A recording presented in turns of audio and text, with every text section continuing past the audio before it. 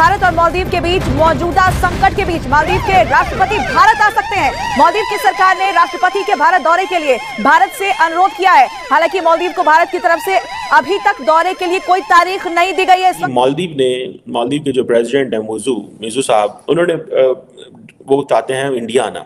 ठीक है जी, देखो लेट गया, डर गए, ये हो गया, वो हो गया।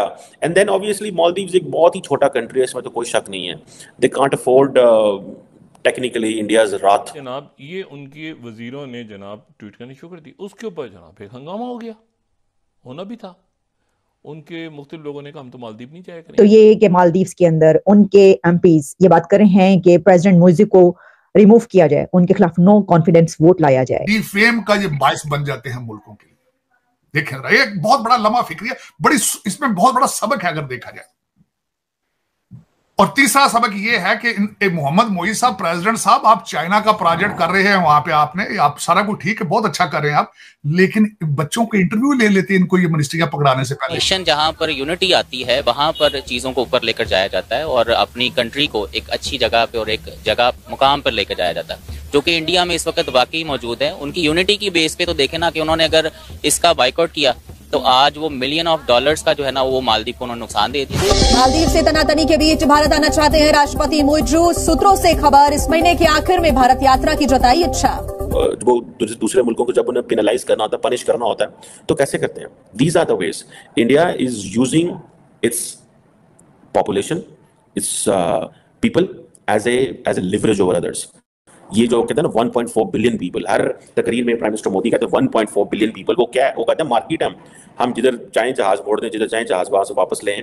That basically translates into money. लोग जाएंगे। इंडिया की तरफ से बाकायदा एक कैंपेन चलाई गई कि बॉयकॉट मालदीव्स, और सिर्फ यही नहीं कि जुबानी जमा खर्च था, बल्कि इसमें हमने देखा कि हजारों की तादाद में बुकिंग्स कैंसिल हुई और टिकट्स कैंसिल करवाई गई। जब ये जो मामला हुआ है तो उन्होंने फुली सपोर्ट किया अपने प्राइम मिनिस्टर को, ठीक है, और वो ये भी सुनने में आ रहा है कि वो बाइकआउट करेंगे अब नेक्स्ट, ठीक है। तो इसी तरह कौमें बनती हैं जो यकजा होकर रहती हैं, और उनकी तरक्की का राज ही है कि एक दूसरे को। आप लोगों ने खबरों में देखा जो मालदीव का राष्ट्रपति भारत आना चाहता है, इसीलिए रिक्वेस्ट भी डाल दिया है।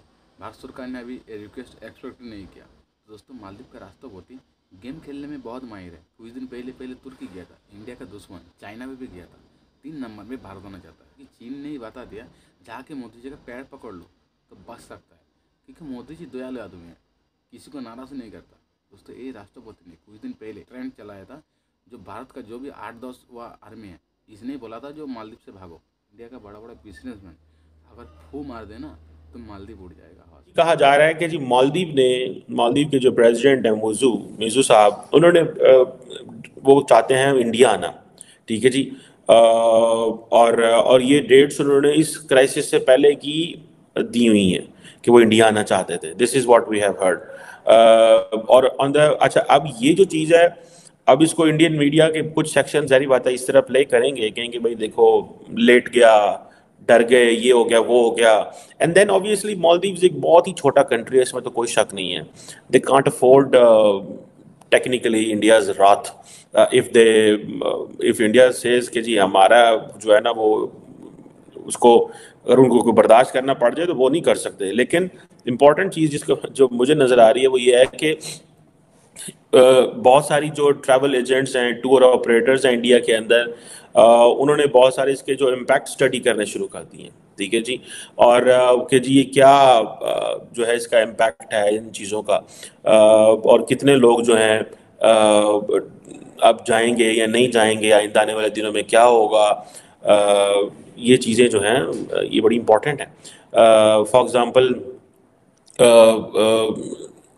कहा जा रहा है कि मार्केट शेयर जो है इंडियंस का वो कम हो गया। ठीक है जी। और ये मालदीव्स की टूरिज़्म इंडस्ट्री जो है वो ये कह रही है।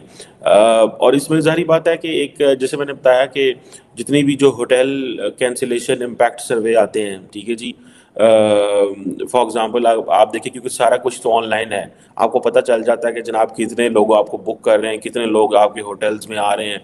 तो अब तो ये ज़माना है कि आपने कहीं ट्रैवल करना हो, आपने पहले बुकिंग करवानी पड़ती है, बहुत कुछ और चीज़ें वो करने पड़ते हैं। ठीक है जी।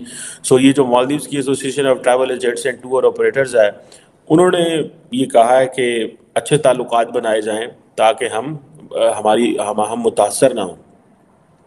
इसी तरह नेशनल बोटिंग एसोसिएशन एक मालदीव्स की है, उन्होंने भी इसी तरह शोर डाला है।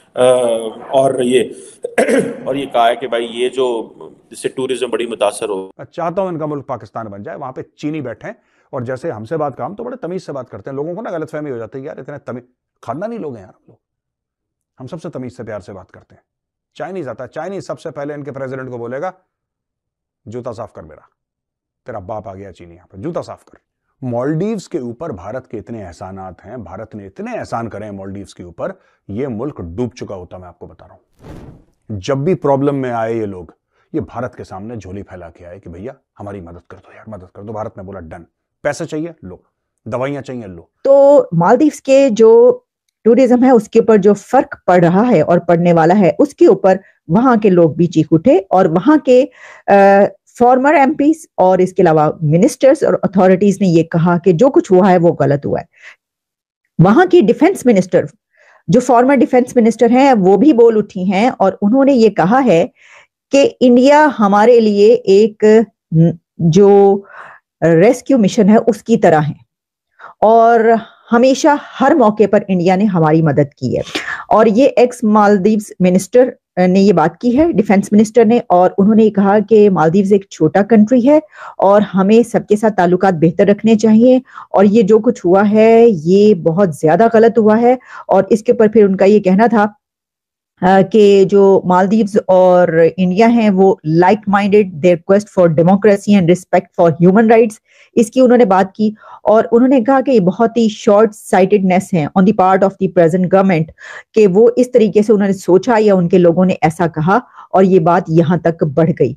तो देखिए, अगर डिफेंस मिनिस्टर या फॉर्मर डिफेंस मिनिस्टर ऐसी बात करती हुई नजर आ रही हैं तो इससे ये पता चलता है कि वहां पर इसको कैसे देखा जा रहा है। बहरहाल ये कॉन्टिन्यूसली इम्पैक्ट आया। सो इजराइल जो है उसकी एम्बेसी ने फौरन इसके ऊपर क्वेश्चन जो है किया है और साथ ही ये भी चीज़ें सामने आना शुरू हो गई हैं कि जो मालदीव के जो प्रेसिडेंट हैं वो आना चाहते हैं।